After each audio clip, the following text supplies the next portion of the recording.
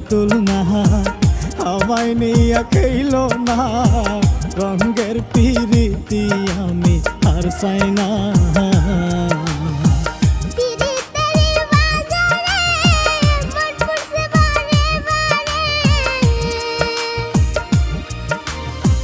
পিরিতের